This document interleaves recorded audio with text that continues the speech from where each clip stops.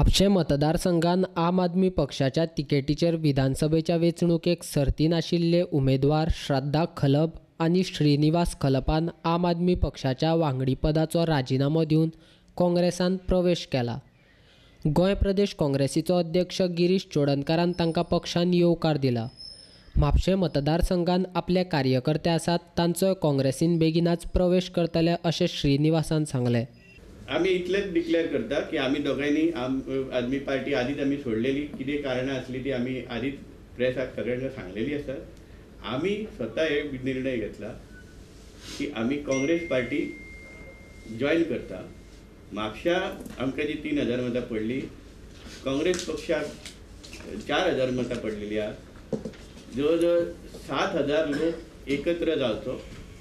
आधीच तुम्ही पळयलेले आसा की फाटल्या जो आमदार आसा सद्याचो तेका 10,000च्या आसपास मतां, त्याच्या विरुद्ध 12 ते 15,000 लोक आहा म्हापशांत। तर हो सगळो लोक एक जावचो असो आमचो प्रयत्न आसतलो।